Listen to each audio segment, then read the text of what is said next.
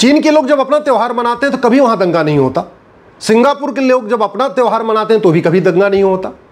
America के लोग जब अपना त्यौहार मनाते हैं तब भी कभी दंगा नहीं होता। जापान के लोग अपना त्यौहार मनाते हैं तब भी कभी दंगा नहीं होता। अरब, दुबई, कुवैत, बहरीन के लोग अपना त्यौहार मनाते हैं फिर भी कभी दंगा नहीं होता। और भारत में, भारत के लोग गणेश पंडाल लगाते हैं, गणेश जी की पूजा करते हैं तो दंगा शुरू, पत्थरबाजी शुरू। अभी नवरात्रा चल रहा है, देवी जी की पूजा हो रही, तभी अलग अलग स्थानों पे पत्थरबाजी हो रही, हिंसा हो रही। रामलीला शुरू हो जाती है तो भी हिंसा शुरू हो जाती है। जन्माष्टमी में शोभा यात्रा निकालते हैं तो भी हिंसा शुरू हो जाती है। रामनवमी पे शोभा यात्रा निकालें तो भी हिंसा शुरू हो जाती है। शिवरात्रि पे शोभा यात्रा निकालते हैं तो भी हिंसा हो जाती है। क्यों? हमारे प्रधानमंत्री दुनिया के सबसे मेहनती, ईमानदार, राष्ट्रवादी प्रधानमंत्री है। हमारे गृहमंत्री दुनिया के सबसे मेहनती गृहमंत्री है। उत्तर प्रदेश के मुख्यमंत्री हमारे भारत के सबसे मेहनती और ईमानदार मुख्यमंत्री है। इसके बावजूद हर जगह दंगा हो रहा है। नवरात्रे में गांधीनगर में दंगा हो रहा है, जहां पिछले 30 वर्षों से राष्ट्रवादी सरकार है। नवरात्रे में उत्तर प्रदेश के बरेली में दंगा हो रहा है, जहां 2017 के बाद लगातार राष्ट्रवादी सरकार है और योगी जी मुख्यमंत्री है। ऐसे ही मध्य प्रदेश में भी घटनाएं हो रही हैं, महाराष्ट्र में भी घटनाएं हो रही हैं। अलग अलग जगहों पर जहां राष्ट्रवादी सरकार है वहां पर भी घटना हो रही है। मैं तो सेकुलर सरकारों की बात ही नहीं कर रहा हूं। मैं तो तमिलनाडु में क्या हो रहा है, बंगाल में क्या हो रहा है या केरल में क्या हो रहा है उसकी बात ही नहीं कर रहा हूं। मैं तो वहां की बात कर रहा हूं जहां राष्ट्रवादी सरकार है। जानते हैं, डॉक्टर बदलने से बीमारी ठीक नहीं होती। मैं बहुत बार कह चुका हूं। कुछ नहीं होगा मुख्यमंत्री बदलने से, गृहमंत्री बदलने से, कलेक्टर बदलने से, कप्तान बदलने से कोई बहुत फर्क नहीं पड़ता। और उसका लेटेस्ट उदाहरण देख लीजिए, लेह लद्दाख जल रहा है, जबकि लेह लद्दाख यूनियन टेरिटरी है, वहां की पुलिस सीधे सीधे केंद्र के अधीन है, फिर भी वहां ये हो रहा है। क्योंकि हमने न तो विदेशी फंडिंग रोका, न भारत के अंदर जो हवाला के जरिए कारोबार फंडिंग होती उसको रोका हमने, न हमने ड्रग का कारोबार रोका। सबसे ईमानदार प्रधानमंत्री, सबसे ईमानदार गृहमंत्री, सबसे मेहनती गृहमंत्री, सबसे मेहनती मुख्यमंत्री, इसके बावजूद यूपी में धर्मांतरण भी हो रहा है, लफ्ज़ जिहाद भी हो रहा है, ड्रग कारोबार भी हो रहा है, मानव तस्करी भी हो रही है, ह्यूमन ट्रैफिकिंग भी हो रही है और हथियारों का कारोबार भी हो रहा है। बाकी तो छोड़िए, माननीय प्रधानमंत्री जी 2014 से वाराणसी से चुन के आते हैं। बनारस में क्या कम हुआ बताइए आप? क्या बनारस में घूसखोरी, कमीशनखोरी, दलाली, कटमनी खत्म हो गई? क्या बनारस में तोलाबाजी, हवालाबाजी खत्म हो गई? क्या बनारस में झपटमारी खत्म हो गई? क्या बनारस में तारीख पे तारीख खत्म हो गई? क्या बनारस में धर्मांतरण रुक गया? क्या बनारस से घुसपैठी अपने आप भाग गए? क्या हुआ? मैं बार बार हाथ जोड़ के निवेदन कर रहा हूं, नियम कानूनों को बदलिए। यूनिफॉर्म पुलिस कोड लागू करिए, पुलिस चार्टर लागू करिए। यूनिफॉर्म जुडिशियल कोड लागू करिए, जुडिशियल चार्टर लागू करिए। यूनिफॉर्म एडमिनिस्ट्रेटिव कोड लागू करिए, एडमिनिस्ट्रेटिव चार्टर लागू करिए। एजुकेशन सिस्टम को बदलिए। मुगल चले गए, अब यहाँ मदरसा नहीं चलना चाहिए, अब यहाँ भारतीय शिक्षा व्यवस्था लागू होनी चाहिए। अंग्रेज चले गए, अब मॉन्टेसरी स्कूल, मिशनरी स्कूल ये जो चल रहे हैं ना, ये बंद होने चाहिए। भारतीय शिक्षा व्यवस्था लागू होनी चाहिए। अगर भारत को सुरक्षित बनाना है तो भय बिन होय न प्रीत इस सिद्धांत को लागू करना पड़ेगा। भारत को सुरक्षित बनाना है तो भगवान कृष्ण की नीति लागू करनी पड़ेगी, सठे साठ्यम समाचरेत।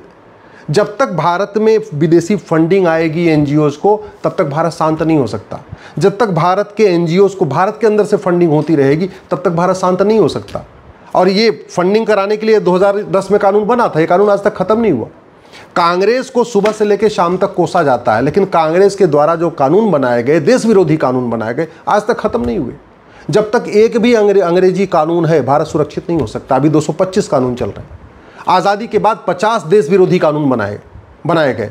उसमें से एक कानून में थोड़ा सा बदलाव हुआ, वो भी खत्म नहीं हुआ। वक्फ एक्ट में बदलाव हुआ, वक्फ एक्ट खत्म नहीं हुआ। और जो बदलाव किया गया उससे जो पुरानी ज़मीनें, जो 40 लाख एकड़ ज़मीन पर कब्जा हो रहा है, वापस नहीं आएंगी। हाँ, आगे से थोड़ा रोक लगेगा आगे से कब्जा करने पे। ऐसे ही जो अंग्रेज़ों ने ज़मीन बांटी थी चर्चेस को, मिशनरीज़ को 99 साल की लीज पे, सबकी लीज पूरी हो चुकी, वो ज़मीन वापस नहीं ले गई। 40 लाख एकड़ ज़मीन पे वक्फ बोर्ड कब्जा करके बैठा हुआ है। 40 लाख एकड़ ज़मीन पे चर्चेज, मिशनरियाँ कब्जा करके बैठी हुई। उन ज़मीनों को वापस लेने की कोई प्रक्रिया शुरू नहीं हुई। जब प्रक्रिया नहीं शुरू हुई तो फिर रुकेगा कैसे? भारत में घुसपैठी आज भी आ रहे हैं। क्यों? क्योंकि हमारा घुसपैठ विरोधी कानून महाघटिया है।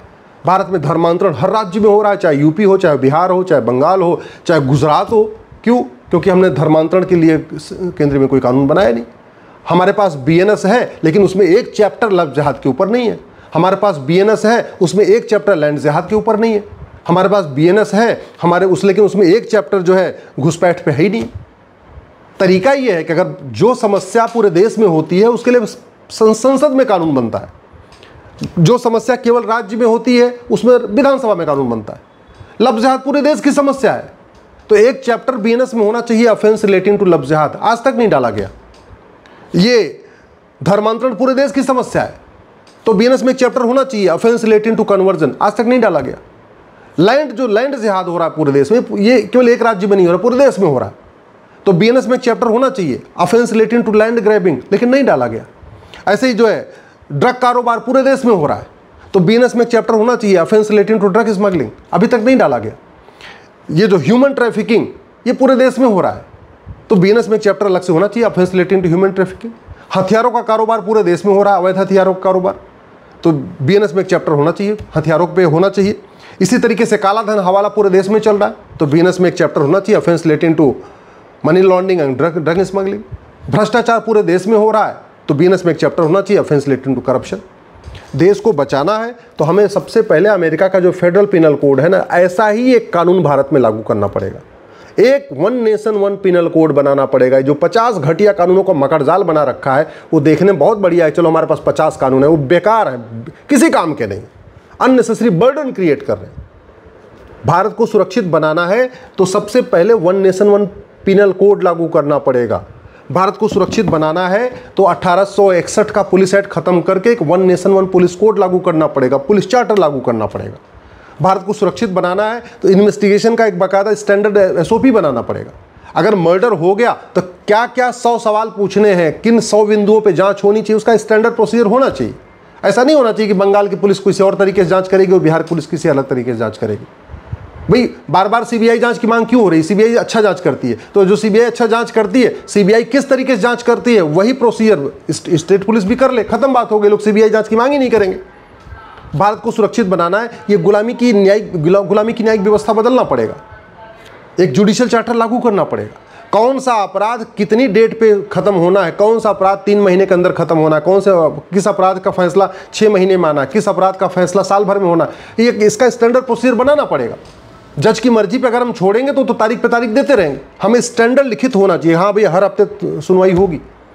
भारत को सुरक्षित बनाना है तो सबसे पहले ये भारत में जो प्रशासनिक व्यवस्था है, न्यायिक व्यवस्था है, पुलिस व्यवस्था, और सबसे इंपॉर्टेंट भारत की शिक्षा व्यवस्था बदलना पड़ेगा। न शिक्षा में संस्कार है, न कानून का खौफ है। और दुनिया में सबसे ज़्यादा लफ्ज़ जिहाद भारत में हो रहा है। 5 लाख बहन बेटियां साल में गायब हो रही हैं, उसमें से 1.5 लाख वापस मिलती हैं, 3.5 लाख का आता पता नहीं चल रहा है। भारत में इस समय पूरी दुनिया में सबसे ज़्यादा धर्मांतरण भारत में हो रहा है। प्रतिदिन 1500 परिवारों का धर्मांतरण हो रहा है। एक परिवार में 7 आदमी मान के चलिए तो पर डे 10,000 हिंदुओं का धर्मांतरण हो रहा है। साल में 40 लाख हिंदुओं का धर्मांतरण हो रहा है। क्यों? क्योंकि यहाँ शासक बदले हैं, मुख्यमंत्री बदल रहे हैं, सांसद बदल रहे हैं, विधायक बदल रहे हैं, मंत्री बदल रहे हैं, कलेक्टर बदल रहे हैं, कप्तान बदल रहे हैं, कानून नहीं बदल रहा है, व्यवस्था नहीं बदल रही है, इसलिए धर्मांतरण नहीं रुक रहा। 5 करोड़ घुसपैठी आके बैठे हुए, अभी घुसपैठियों का आना बंद नहीं हुआ, और घुसपैठी सारे कागज बनाते चले जा रहे हैं, सब बनवाते जा रहे हैं। क्यों? क्योंकि फर्जी डॉक्यूमेंट बनाना गंभीर अपराध नहीं, फर्जी डॉक्यूमेंट बनवाना गंभीर अपराध नहीं। आधार एक्ट इतना महाघटिया है, महासड़ा हुआ है कि उस कानून में लिखा हुआ है कि जो 6 महीने रह ले उसका आधार बन जाएगा। अब घुसपैठी एक पहले आधार बनवा लेते हैं क्योंकि कानून कहता है 6 महीने के बाद बन जाता है, उसके बाद एक डॉक्यूमेंट से 2, 2 से 3, 3 से 4, 4 से 5, 5 से 6 डॉक्यूमेंट बनवा लेते हैं, वोटर आईडी में नाम जुड़वा ले रहे हैं। दुनिया के सबसे ज़्यादा फर्जी वोटर भारत में है, दुनिया के सबसे ज़्यादा घुसपैठी भारत में है, दुनिया में सबसे ज़्यादा जनसंख्या विस्फोट भारत में हो रहा है। और इसके बाद भी हम सोच रहे हैं नहीं भारत बहुत अच्छा होने वाला है, बहुत सुरक्षित होने वाला है। ये बहुत बड़ी गलतफहमी है। एक बात मैं बता दूं, अभी नवरात्रे मना रहे हैं। दुर्योधन का ननिहाल गंधार में भी नवरात्रा होता था। आज की डेट में अफगानिस्तान हो गया, वहाँ नवरात्र मनाने वाला एक व्यक्ति नहीं बचा। राजा भारत का ननिहाल जहाँ से माता कैकेयी आई थी वहाँ पर भी नवरात्र होता था। अब पाकिस्तान बन गया, कोई नवरात्र करने वाला है नहीं वहाँ पर। अब देवी जागरण बंद हो चुका है। ईस्ट बंगाल, वेस्ट बंगाल तो हमारे पास है, वहाँ दुर्गा पूजा हो रही है। ईस्ट बंगाल में दुर्गा पूजा नहीं हो रही है। क्यों? वहाँ भी तो होती थी पहले, अब नहीं हो रही। भारत में बाकी अब पाकिस्तान, अफगानिस्तान, बांग्लादेश तो छोड़िए, भारत के 9 राज्यों में हिंदू खत्म हो चुके हैं, वहाँ नवरात्रा खत्म हो चुका है। 800 जिलों में से 200 जिलों में हिंदू खत्म हो गए, वहाँ भी नवरात्रा खत्म हो गया। 6000 तहसीलों में से 1500 तहसीलों में हिंदू खत्म हो गए, वहाँ भी नवरात्रा खत्म हो चुका है। नहीं होता नवरात्रा। भारत के बॉर्डर पर नवरात्रा नहीं हो रहा है। क्यों? क्योंकि बॉर्डर की डेमोग्राफी बदल चुकी है और बहुत तेज़ी के साथ आज भी बदल रही है। लफ्ज़ जिहाद कानून बना नहीं, लैंड जिहाद कानून बना नहीं, धर्मांतरण नियंत्रण कानून बना नहीं, घुसपैठ नियंत्रण कानून बना नहीं, जनसंख्या नियंत्रण कानून बना नहीं, तो पर डे डेमोग्राफी बदल रही है, पर डे। और मुख्यमंत्री बदल रहे हैं, सब कुछ बदल रहे हैं, लेकिन जो खतरे हैं वो कम नहीं हो रहे हैं। क्यों? क्योंकि हमने कानून नहीं बदला। इसलिए मैं आप लोगों से निवेदन कर रहा हूं, दल गुलामी छोड़िए, पार्टियों की गुलामी छोड़िए।